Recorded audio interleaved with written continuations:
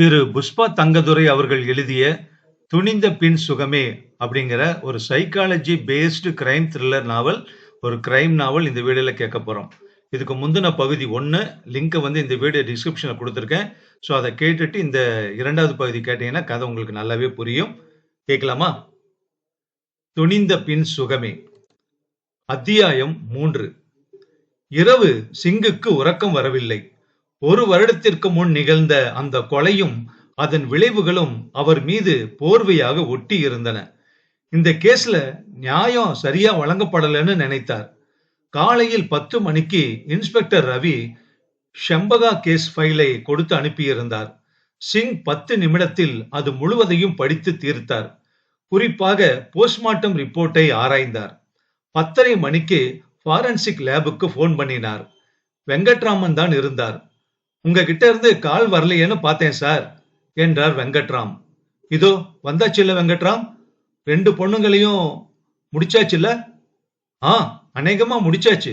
சாயங்காலத்துக்குள்ள report தயாராயிடும். ஒரு ஜோசியம் சொல்லட்டுமா? சொல்லுங்க. இந்த 2 பொண்ணுங்களையும் கழுத்துல நைலான் கைத்த போட்டு இறுக்கி கொண்டு இருப்பாங்க. என்று ஆச்சரியத்தில் ஒரு சின்ன கூச்சல் போட்டார் வெங்கட்ராம். இன்னும் சொல்றேன் கேளுங்க. கயிறு இறுகி கழுத்துக்குள்ளேயே போயிருச்சா? எப்படி சொல்றீங்க சிங், கரெக்டா? வெங்கட்ராமனின் அதிசயம் டெலிபோன் ஒயர் மூலம் இந்த பக்கம் வந்தது. அதான் ஜோசியம்னு சொல்லிட்டானே. இன்னும் ஏதாவது தெரியணுமா உங்களுக்கு? செக்ஸ் உறவு நடந்திருக்கணும். எஸ், உண்மைதான். வலது பக்க மார்பு காம்புல கீறல் இருக்கணும். பல் கீறல். எக்ஸாக்ட்லி. எப்படி கண்டுபிடிச்சீங்க? பிரேதத்தை பாத்தீங்களா? இல்ல, பார்க்கவே இல்ல. கேஸ பார்க்கறதுக்கு முன்னாடியே சடலம் உங்க லேபுக்கு போயிடுச்சு. பின்ன எப்படி சொல்றீங்க? உங்க போன வருட ரிப்போர்ட்டை வச்சு சொல்றேன். போன வருஷம் ரிப்போர்ட்டா? என்னது? ஷம்பகான்னு பொண்ணு இதே மாதிரி கற்பழிச்சு கொலை. சரியா 1 வருஷம் ஆச்சுல? ஆமா, ஞாபகம் இருக்கு. அந்த கொலையையும் இப்போ இந்த 2 கொலைகளையும் செஞ்சது ஒரே ஆள்தான்னு யூகம் பண்ணின. அது சரியா போச்சு. சபாஷ் சிங், ஒரே மாதிரி தான் கொலை பண்ணியிருந்தான். 3 கொலைகளையும் செஞ்சது ஒரே ஆளாதான் இருக்கணும். அந்த அடிப்படையில தான் இப்போ புதுசா கேஸ விசாரிக்க போறேன். Best wishes Singh. தேங்க்யூ. அப்புறம் இன்னொரு விஷயம் கேளுங்க. 2 பெண்களும் எப்ப செத்து போனாங்க? டாக்டர் சொல்லிட்டாருல. முதல் பெண் மாலதி வெள்ளிக்கிழமை ராத்திரி 8 மணிக்கு இறந்திருக்கா. லதாமணி வியாழக்கிழமை ராத்திரி 9 மணிக்கு. Right sir, thanks. அத்தியாயம் 4. சிங்குக்கு அந்த விஷயம் தீர்மானமானது பற்றி மிக்க மகிழ்ச்சி. ஒரு நிரபராதி தண்டிக்கப்படக்கூடாது என்பது அவருடைய நியாயமான ஆவல். அந்த ஷம்பகா விஷயத்தில் ஒரு நிரபராதி தண்டனைக்குள்ளானது எவ்வளவு கேவலமான விஷயம்! அதுவும் போலீஸ் பலாத்காரத்தோடு ஒரு வாக்குமூலத்தை வாங்கி. அங்கெங்கே தப்புகள் நடந்து விடுகின்றன. முத்துராம் அந்த கொலை செய்யவில்லை என்பது தெரிந்துவிட்டது. ஆனால் கோர்ட்டுக்கு இது போதாது. ஏதாவது ஆதாரமான தடயம் வேண்டும். இதற்கு என்ன செய்வது? நிஜ குற்றவாளியை கண்டுபிடிக்க வேண்டும். அவனிடமிருந்து சாட்சியம் பெற வேண்டும். அவனை கண்டுபிடிப்பது எப்படி? இதுவரை தடயம் எதுவும் கிடைக்கவில்லை. 2 பெண்கள் காணாமல் போன கிழமைகளை வைத்து விசாரணை செய்ய சிங் உத்தரவிட்டிருந்தார். ஆனால் அவருக்கு தெரியும், துப்பு தெரிந்திருந்தால் இதற்குள் தெரிந்திருக்க வேண்டும். இல்லாவிடில் இனி கிடைப்பது சற்று துர்லபம். அவருக்கு ஆவல் பூராவும் போனிலேயே இருந்தது. போனில் திரும்பி அவன் கிடைத்தால்? அடுத்த 2 தினமும் அவர் தினமித்திரன் போய் உட்கார்ந்திருந்தார். ஆனால் போன் வரவில்லை. 3ஆம் நாள் போயிருந்த போது 12 மணிக்கு குருவின் போன் அடித்தது. ஆசிரியர் குழு முழுவதும் கவனமாகிவிட்டது. சிங் தலை நிமிர்ந்தார். ஹாலில் ஒரு மின்சார அதிர்ச்சி ஓடியது. குருவுக்கு ஏன் அவ்வளவு பதட்டம் வந்தது தெரியவில்லை. எழுந்திருக்கும் போதே நாற்காலியில் தள்ளாடினான் குரு. பிறகு சமாளித்து போன் அருகில் போய் மெதுவாக ரிசீவரை எடுத்தான். குருதான? அந்த கட்டை குரல் எடுப்பாக கேட்டது. கூடவே சில கரகரக்கள் எந்திரத்தனமாக உற்பத்தியாகி வந்தன. ஆமாங்க. ஏங்க, போலீஸ் தூங்குறாங்களா? ஏன் இன்னும் என்ன பிடிக்கலையே? பிடிக்க வரவே இல்லையே. குரு வெறுமனே சிரித்தான். சீக்கிரம் என்ன உள்ள வைக்க சொல்லுங்க. நான் வெளியே இருந்தா கொலை விழுந்துகிட்டே இருக்கும். ஐயோ, அப்படியெல்லாம் செய்யாதீங்க. இது வரைக்கும் செஞ்சது போதும். என்ன பயங்கரம் அது? என்ன நீங்க மோசமானவன்னு நினைக்கிறீங்களா? இல்ல இல்ல, அப்படியெல்லாம் நான் நினைக்கல. நான் மோசமானவனே இல்ல. நேத்து நான் என்ன செஞ்சேன் தெரியுமா? சிங் இதற்குள் ஏதோ ஜாடை காட்ட குரு அவர் பக்கம் திரும்பினான். என்ன பேசாம இருக்கீங்க? பக்கத்துல யாராவது இருக்காங்களா? போலீஸ் கீலீஸ்? கரகரப்புடன் கேட்டான் அவன். ஐயோ, அதெல்லாம் யாரும் இல்லீங்க. நீங்க பேசுங்க. இங்க ஒரு காகிதம் பறந்து போச்சு, அதான் என்றான் குரு. நேத்து நான் பூந்தமல்லி பக்கம் போய் பள்ளத்துல இறங்கி அந்த பொண்ணு கிடந்த இடத்துல பிரார்த்தனை பண்ணிட்டு வந்தேன். அப்படியா? உங்களுக்கு இரக்கம் இருக்கே. அப்படியானா நீங்க அந்த பொண்ணை கொன்னிருக்க வேண்டாமே. அவன் பக்கத்தில் நிசப்தம். ஹலோ ஹலோ என்றான் குரு. இருக்க மிஸ்டர் குரு, நான் ஒரு மனோவியாதிக்காரன். என்ன தயவு செஞ்சு வெளியே விட்டு வைக்காதீங்க பிளீஸ். சிங் ஒரு பெரிய பேப்பரில் உனக்கு தேவையானால் நான் உதவி செய்கிறேன், போலீஸ் உன்னை எதுவும் செய்யாது என்று எழுதி காண்பித்தார் குருவுக்கு. அது சரி, தேவையானா நான் உனக்கு உதவி செய்கிறேன், போலீஸ் பத்தி கவலைப்பட வேண்டாம் என்றான் குரு. சிரித்தான் அந்த ஆசாமி. ஹலோ ஹலோ, இதுக்கு மேல நான் பேச மாட்டேன். என்ன போலீஸ் கண்டுபிடிச்சுக்கும். டக்கென்று போனை வைத்தான் அவன். குரு ரிசீவரை தயங்கியபடியே வைத்தான். சிங் எழுந்து வந்தார். எல்லோரது மௌனமும் பட்டென்று சலசலப்பாகியது. சிங் கை காட்டி எல்லோரையும் அமர்த்தினார். இரண்டாவது போனுக்கு அருகில் போய் காத்திருந்தார். சில வினாடிகள் தான். பிறகு அது ரீங்கரித்தது. அதை எடுத்து ஹலோ சிங் பேசுறேன் என்றார். டெலிபோன் எக்ஸ்சேஞ்சில் இருந்து பேசினார்கள். மிஸ்டர் சிங், அந்த காலை கண்டுபிடிக்க முடியல. சென்ட்ரல் எக்ஸ்சேஞ்ச் வரைக்கும் கண்டுபிடிக்க முடிஞ்சது. அதுக்கப்புறம் பின்பற்றத்துக்குள்ள காலு கட்டாயிடுச்சு. சிங் தலையை குனிந்தார். பரவாயில்ல, இன்னொரு தடவை பார்க்கலாம் என்றார். எல்லோரையும் கவனமா இருக்க சொல்லுங்க. ரிசீவரை வைத்தார் சிங். துரதிர்ஷ்டம், கால் உற்பத்தியாகும் இடத்தை கண்டுபிடித்தால் கேஸே முடிந்துவிடும். என்ன செய்வது? அவ்வளவு சுலபத்தில் கேஸ் முடியுமா? ரெக்கார்டில் இருந்து கேசட்டை எடுத்தார். தாம் கொண்டு வந்திருந்த ரெக்கார்ட் பிளேயரில் முடுக்கினார். விசையை தட்டினார். குருவும் குற்றவாளியும் பேசியது திரும்பி கேட்க ஆரம்பித்தது. சிங் உன்னிப்பாக கேட்டார். ஒவ்வொரு இடத்திலும் சிங் அதை நிறுத்தினார். பிறகு துவக்கினார். டேப் முடிந்ததும் திரும்பினார். குரு, அடுத்த தடவை இன்னும் நீங்க நீட்டமா பேசணும். எஸ் சார், அதுக்கு வழி சொல்லித்தரேன். முதல்ல அவனுக்கு உதவி செய்கிறேன், குறிப்பாக தப்புறதுக்கு உதவி செய்கிறேன்னு சொல்லுங்க. மரண தண்டனை இல்லாம தப்பலாம்னு சொல்லுங்க. ஓகே? Yes sir. அப்புறம் போலீஸ பத்தி நிறைய குற்றம் குறை சொல்லுங்க. Yes sir. அது பேச்சை நீட்டிக்க ஒரு சுலபமான வழி. Yes sir. அப்புறம் குரு, இன்னொரு விஷயம் சொல்லுங்க சார். போன மாசம் ஷம்பகாவை கொலை பண்ணியிருக்கானே. ஆமா சார். அதுக்கு விவரம் கேட்கணும். அதாவது அவன் சரியா பதில் சொல்லாட்டி ஒரு நிரபராதி தூக்குக்கு போயிடுவான்னு சொல்லுங்க. Yes sir. கவனமா இருங்க குரு. Yes sir. சிங் புறப்பட்டார் நேராக. அன்று இரவு ஆல் இண்டியா ரேடியோ தன் 7 மணி ஒளிபரப்பில் ஒரு அறிக்கை வெளியிட்டது. பொதுமக்கள் கவனத்திற்கு. இந்த அறிக்கை முடிவானதும் நாங்கள் ஒரு டேப்பில் பதிவான குரலை ஒளிபரப்புகிறோம். அந்த குரலை உடையவர் யார், எங்கிருக்கிறார் என்பதை யாரேனும் தெரிந்தவர் நிலையத்திற்கு உடனே போன் செய்யவும். மிக்க நன்றி. பிறகு குற்றவாளி பேசியதை மட்டும் தனியாக தொகுத்து ஒளிபரப்பு செய்தார்கள். இரவே ஏதாவது தடயம் கிடைக்கும், யாராவது ஏதாவது சொல்வார்கள் என்று சிங் மிகவும் எதிர்பார்த்தார். அந்த ஆவலில் அவர் ரேடியோ நிலையத்திலேயே இரவு 11 வரை தங்கினார். ஆனால் யாரிடமிருந்தும் எந்த போன் அழைப்பும் வரவில்லை. மறுநாள் காலையில் இருந்து 6 முறை ஒளிபரப்பு செய்தார்கள். இரவு வரையும் எந்த பதிலும் வரவில்லை. ஒளிபரப்பு மீண்டும் 2 நாட்கள் தொடர்ந்தன. சிங்கின் ஆவல் குறைந்து கொண்டே வந்தது. அவர் உற்சாகம் குறைந்ததற்கு தக்கபடி பதில் எதுவும் வரவே இல்லை.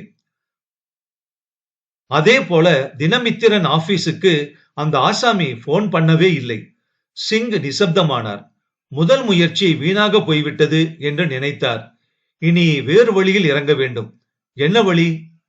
சடலங்கள் இரண்டும் அகப்பட்ட இடத்துக்கு சென்றார். வெகு நேரம் வெவ்வேறு இடங்களில் நின்று சுற்றுப்புறங்களை ஆராய்ச்சி செய்தார். சுற்றியுள்ள குடியிருப்புகளை தேடினார்.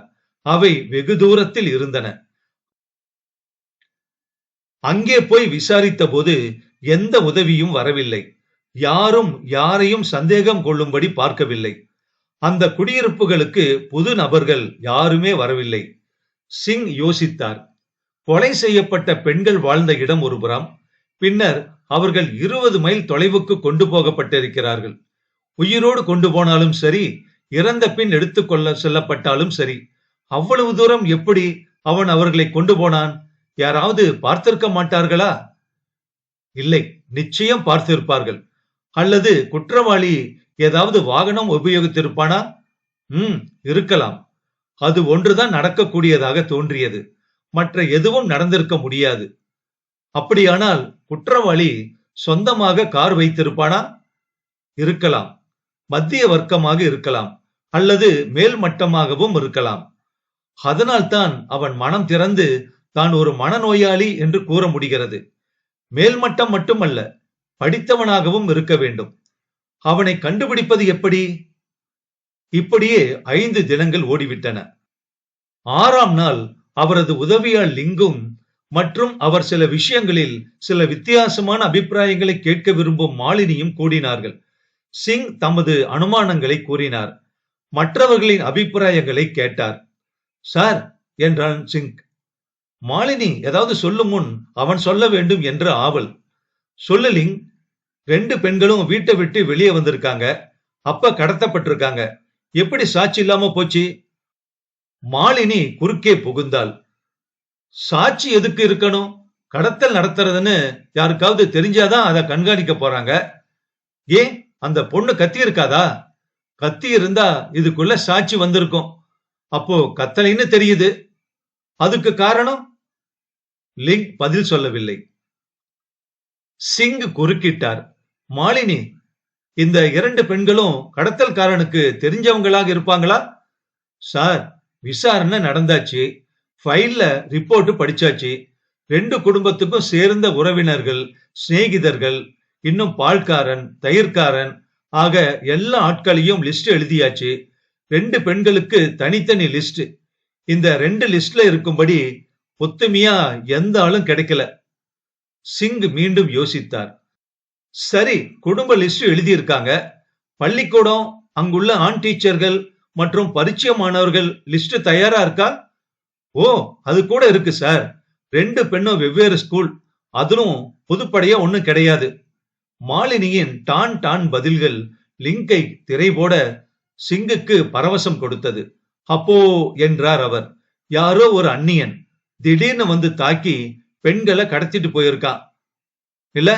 ஆமா சார், அதுதான் என்னுடைய யூகம். இருந்தாலும் இது ஒரு கடைசி டெஸ்ட். பண்ணிடலாம். என்ன செய்யணும்? ரேடியோல ரெக்கார்டிங் குரலை கேட்டாலும் நேர்ல கேட்டா வித்தியாசமா இருந்தாலும் இருக்கும். அதனால நீங்க டேப்ப கொடுத்தீங்கன்னா 2 பெண் வீட்டிலையும் போட்டு காமிச்சு அவங்க அந்த குரலை கண்டுபிடிக்க முடியறதான்னு பார்க்கலாம். குட், அது ஒரு நல்ல ஐடியா. அதே போல செய்ய ஏற்பாடு செய்யலாம். லிங், ஏதாவது யோசனை? யோசனை பஞ்சமா இருக்கு சார். உங்களுக்கு ஒரு வேலை கொடுக்கறேன், கவனிங்க. Yes sir. எல்லா போலீஸ் ஸ்டேஷன் ரெக்கார்டுகளையும் ஒரு 6 மாசம் வரைக்கும் கவனிச்சு அதுல எந்த ஆண் பேர்லயாவது பெண்கள் சம்பந்தமா ஏதாவது சின்ன சின்ன கம்ப்ளைண்ட் புக் ஆயிருக்கான்னு பார்க்கணும். Yes sir.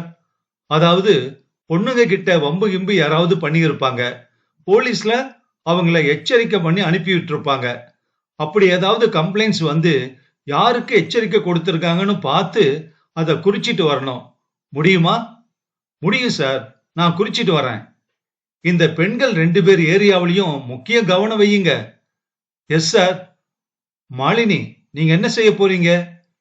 புன்னகையோடு திரும்பினாள் அவள். நான் ஒரு விசாரணை எடுத்துக்கிறேன் சார். என்ன விசாரிப்பீங்க? இத போல பெண்கள் மேல யாராவது அக்கிரமமா நடந்துகிட்டா எல்லா குடும்பமும் புகார் பண்ண போயிடுறது இல்ல சார். அந்த விளம்பரத்தை விரும்ப மாட்டாங்க. ரைட், பாதி கேஸுங்க இந்த மாதிரி தான். நான் அத நாசுக்கா ஒவ்வொரு வீட்டுக்கும் போய் விசாரிக்கிறேன் சார். அதுல ஏதாவது கிடைக்குமான்னு பாப்போம். நல்ல ஐடியா.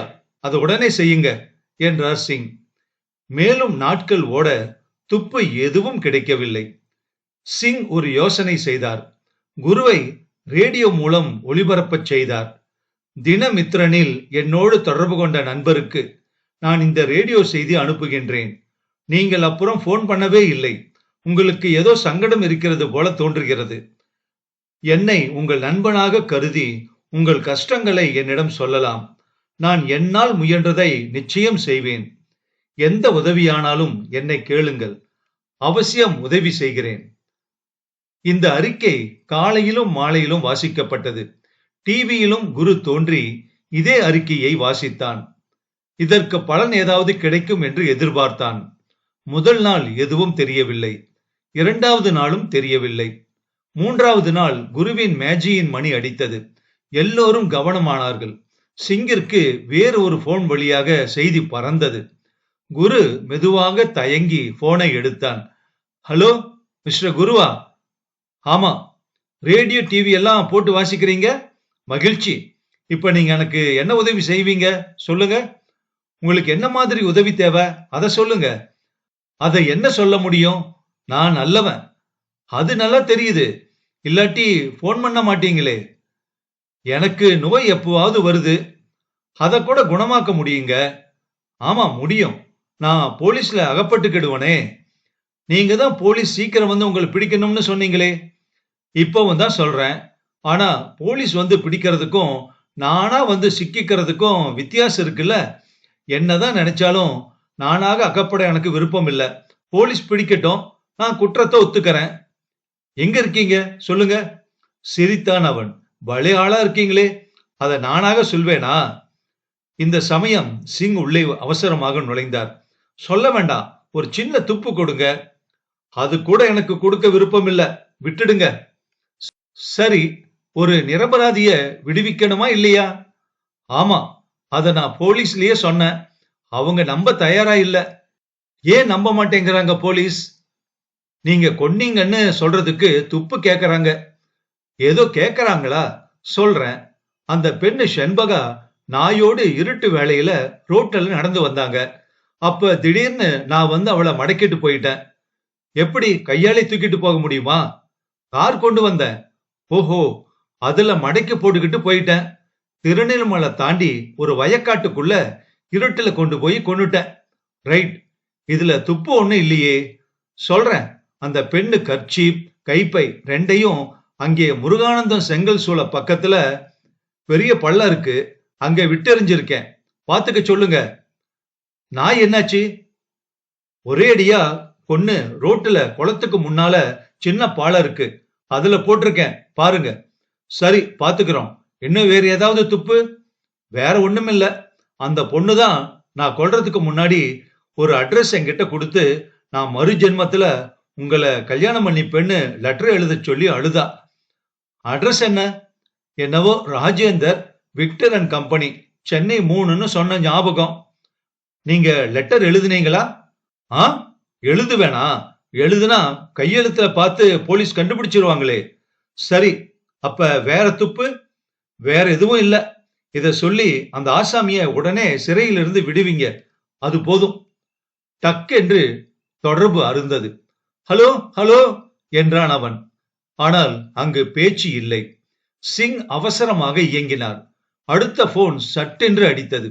மிஸ்டர் சிங், போன் கண்டுபிடிச்சிருக்கோம். விக்ரம் ரோட்ல ஒரு பப்ளிக் பூத், கிண்டி போற வழியில இருக்காது. Okay, thank you. சிங் உடனே கீழே ஓடினார். ஜீப் தயாராக இருந்தது. ஒயர் போனை இயக்கி கண்ட்ரோலிடம் சொல்லி வரிசையாக அவ்வப்போது உதவி கோரினார். ஜீப் பறந்தது. கிண்டி அருகில் விக்ரம் ரோட்டை அடைவதற்கு 20 நிமிடம் ஆயிற்று. அவர் எதிர்பார்த்தபடியே விக்ரம் ரோடு ஒரு ஒதுக்குப்புற சாதாரண ரோடாக இருந்தது. இரு பக்கமும் மர அடர்வுகள். பூத் ஒரு ஓரத்தில் பைசா டவர் போல சாய்ந்திருந்தது. சிங் சருக்கென்று ஜீப்பில் இருந்து இறங்கினார். நிச்சயம் குற்றவாளி அங்கு இருப்பேன் என்று எதிர்பார்க்கவே இல்லை. பூத் காலியாக இருந்தது. சிங் அதன் அருகில் சென்று கைக்குட்டையால் கவனமாக கதவை திறந்தார்.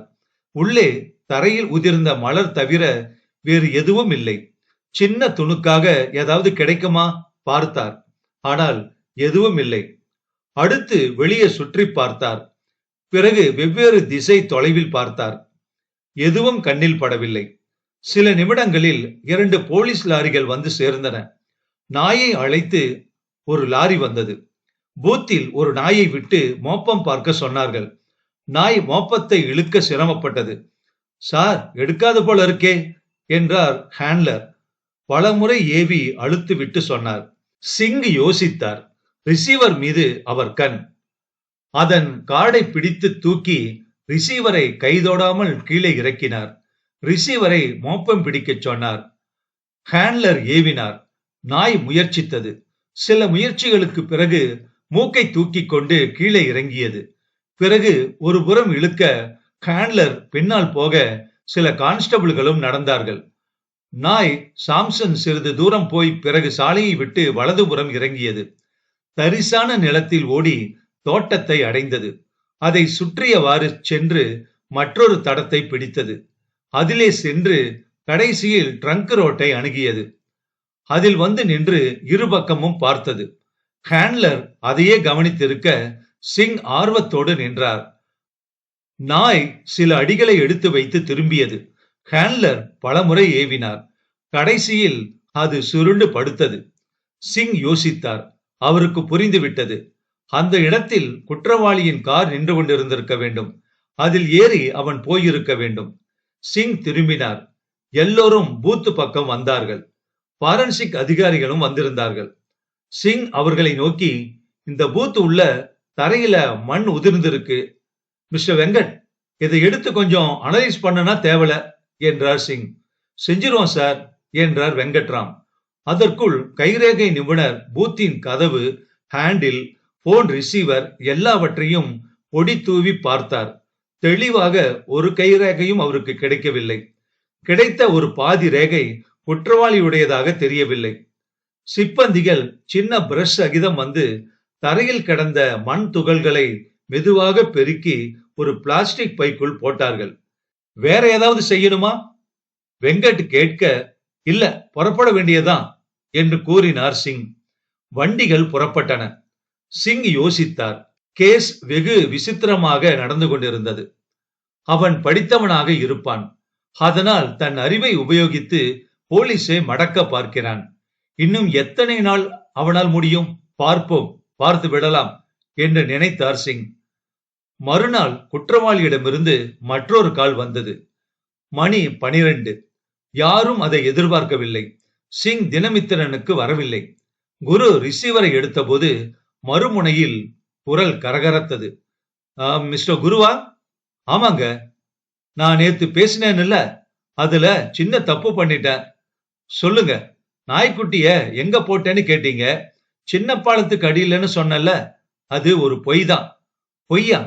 நீங்க அப்படி சொல்ல வேண்டிய அவசியம் இருந்திருக்காதே. அவசியம் வந்துருச்சு. காரணம் சொல்றேன். நீங்க போலீஸ் கிட்ட சொல்லி அவங்க என்ன தேடி வராங்க. நேத்து என் போன் கால் முடியல, என்ன தேடி வந்துட்டாங்க. அதுக்குள்ள நீங்க அங்க இருந்தீங்களா? இல்ல, தூரத்துல இருந்து கவனிச்சேன். இப்படி போலீஸ் என்ன உடனே தொடர்ந்ததுனாலதான் நான் உண்மைய இந்த விஷயத்துல மறைச்சேன். ஷம்பாகாவை நீங்க தானே முடிச்சீங்க? ஆமா, அதை ஒத்துக்கிறேன். ஆனா நாய போட்ட இடத்த சொல்ல விரும்பல. காரணம், அங்க என்னோட கார் டயரோட தடம் பதிஞ்சிருக்கு. அதை வச்சே போலீஸ் என்ன கண்டுபிடிச்சிருவாங்க. எமகாத பசங்க. அதனாலதான் பொய் சொன்னேன். நாய போட்ட இடத்த நான் சொல்ல விரும்பல. இத இப்போ ஏன் சொல்ல வந்தேன்னு கேட்டீங்கன்னா, இத காரணம் காட்டி முத்துராம விடுதலை செய்யாம இருந்துட போறாங்க. இல்ல, அத கவனிச்சுக்கிறோம். நீங்க தான் வேற துப்பு கொடுத்துட்டீங்களே. அப்புறம் என்னால இனிமே போன் பண்ண முடியாது. போன் வழியா என்ன கண்டுபிடிக்க வர்றாங்க. அதனால இதோட போன் தொடர்பு க்ளோஸ். வணக்கம். டக்கென்று ரிசீவர் வைக்கப்பட்டது. சிங்குக்கு செய்தி போனது. அவசரமாக வந்தார். அவர் வருவதற்கும் போன் அதிகாரி அவரை கூப்பிடுவதற்கும் சரியாக இருந்தது. சாரி சார், இந்த காலை நாங்க பின்பற்ற முடியல. ரொம்ப சுருக்கமான நேரம் என்றார் அதிகாரி. சிங் டேப்பை எடுத்துக்கொண்டார். தற்காலிகமாக எல்லோரிடமும் விடை பெற்றார்.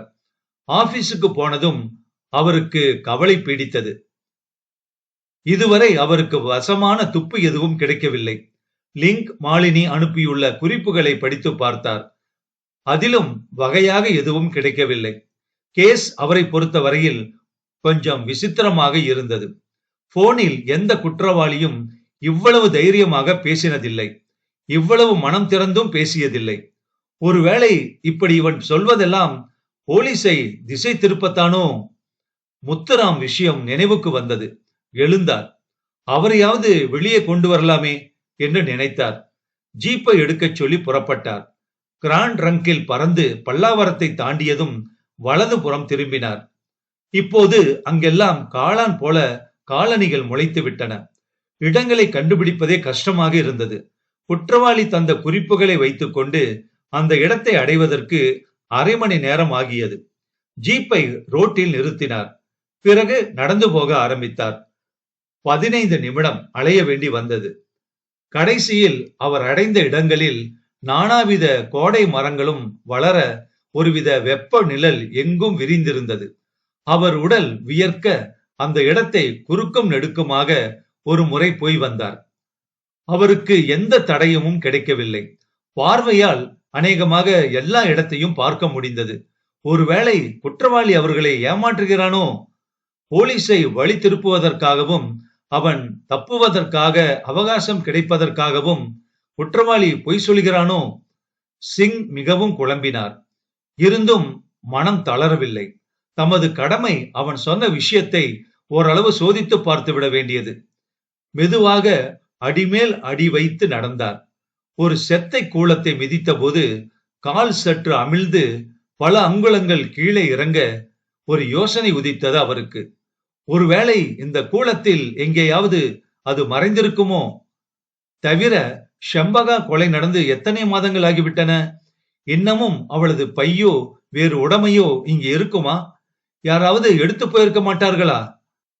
ஆனால் ஒன்று, அந்த இடத்தை பார்த்தால் சாதாரணமாக மனிதர்கள் அணுக முடியாத ஓரமாக இருக்கிறது. அதனால் பொறுமையை இழக்க விரும்பவில்லை. கீழே இருந்து ஒரு நீண்ட குச்சியை எடுத்துக்கொண்டார். எங்கெங்கே கூளங்கள் இருக்கின்றனவோ அங்கெல்லாம் சென்று குச்சியால் அதை கிளர்ந்து விட்டார். ஒரு இடம் கூட விடவில்லை. கடைசியில் அந்த தென்மேற்கு மூலையில் அந்த இடம் சற்று குழியாக இருந்தது. செத்தைகள் மண்டி இருந்தன. மெதுவாக அவற்றை கிளைக்க ஆரம்பித்தார். அழுத்திய குச்சி நகர மறுத்தது. ஏதோ தடை ஏற்பட்டது. சிங் உடனே காய்ந்த மரச்சருகுகளை எடுத்து வந்தார். பூமியை தோண்ட ஆரம்பித்தார். சில அங்குலங்கள் போவதற்குள் அந்த பட்டை கிடைத்தது. தோள்பட்டை. அதை இழுக்க பட்டை அறுபட்டது. திரும்பவும் அவர் மண்ணை தோண்ட வேண்டி வந்தது. கடைசியில் முழு பிளாஸ்டிக் கைப்பை வெளியே வந்தது. மண் ஒட்டி இருந்தாலும் புதுசாக இருந்தது. பட்டனை திறந்தார். உள்ளே பார்க்க அங்கே அத்தனை பொருட்களும் அப்படியே இருந்தன. பர்ஸில் ஒரு கார்டு இருந்தது. அதில் ஷம்பகாவின் விலாசம். பார்த்ததும் சிங்குக்கு நிம்மதி. நல்ல வேளை, இது போதும் முத்துராமை விடுதலை பண்ண. உள்ளே சில கடிதங்கள், பவுடர் பெட்டி, சின்ன கண்ணாடி, ரயில்வே பாஸ், ஒரு புடவை விளம்பரம், நெயில் பாலிஷ், பால்பாயிண்ட் பேனா. ரைட், குற்றவாளி பொய் சொல்லவில்லை. பிறகு கர்ச்சீப்பை தேடினார். மேலும் சில தோண்டல்களுக்கு பிறகு அதுவும் கிடைத்தது. மண் கலந்து சுருண்டு ஒரு கட்டி பொருள் போல கிடந்தது. அது தண்ணீரில் போட்டால் சரியாகும். நாய், அந்த நாய் எங்கே? அதை எங்கேயாவது கண்டுபிடித்தால் குற்றவாளி சொன்ன அந்த டயர் தடயமும் தென்படலாம். அதற்கு நிறைய முயற்சி தேவை. சிங் நகரம் திரும்பினார். முதலில் கவர்மெண்ட் பிராசிக்யூட்டரை நாடினார். கோர்ட்டில் ஷம்பகா கொலை வழக்கை மீண்டும் விசாரிக்கும்படி மனு தயாரிக்க கேட்டுக்கொண்டார். கோர்ட் விசாரித்து முத்துராமை விடும் வரை சிறையில் அவருக்கு வாழ்க்கை கஷ்டமில்லாமல் வசதியாக இருக்கும்படி சிறை அதிகாரியையும் கேட்டுக்கொண்டார். மறுநாள் சிங்குக்கு ஒரு அதிர்ச்சி காத்திருந்தது. முந்தைய நாள் இரவு 11 மணிக்கு துளசி என்கிற பெண்ணின் தந்தை தமது 12 வயது மகளை மாலை 4 மணியிலிருந்து காணவில்லை என்று சூரிவாக்கம் போலீஸ் ஸ்டேஷனில் புகார் கொடுத்திருந்தார். இரவில் முதல் விசாரணையை முடித்த இன்ஸ்பெக்டர் ராமதாஸ் அதன் முக்கியத்துவத்தை அறிந்து சிங்குக்கு அறிவிப்பதற்காக காத்திருந்தார். காலையில் 7 மணிக்கு சிங்குக்கு போன் போட்டு தெரிவித்தார். சிங் விஷயத்தை கேட்ட பிறகு சிறிது நேரம் நிசப்தமாக இருந்தார். அவருக்கு ஒரு கவலை.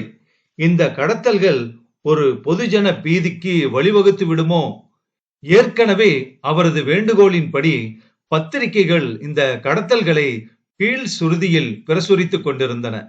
எத்தனை நாள் அப்படி செய்வார்கள்? அதே நேரத்தில் பெண்ணின் பாதுகாப்பு பற்றி அவருக்கு ஒரு கவலையும் இருந்தது. இப்படியே விட்டு கொண்டு போனால் கமிஷனர் பத்திரிகைக்காரர்களை சந்திக்கும் போது எச்சரிக்கை ஒன்றை அதிக பரபரப்பில்லாமல் விடும்படி சிங் கேட்டுக்கொள்ள நினைத்தார். ஒரு காரில் ஒரு மனநோயாளி உலாவுகிறான். அவன் பிடிப்பதென்றால் எத்தனை வயது பெண்கள்? மாலதி, லதாமணி, துளசி 3 பேரும் 12, 13, 14 வயதில் இருப்பவர்கள். ஆனால் ஷம்பகா மட்டும் 20 வயது. ஆனால் சின்ன பெண் போல தோற்றமளிப்பாள் என்று ஃபைலில் குறித்திருக்கிறது. இன்னொன்றும் அவருக்கு நினைவுக்கு வந்தது. சடலம் கிடைத்த பிறகு சோதித்ததில் மாலதி கற்பழிக்கப்பட்டிருந்தாள். அடுத்து லதாமணியும் கற்பழிக்கப்பட்டிருந்தாள். ஆனால் ஷம்பகா? இந்த நாவலோட தொடர்ச்சி அடுத்த பகுதியில கேட்கலாம்.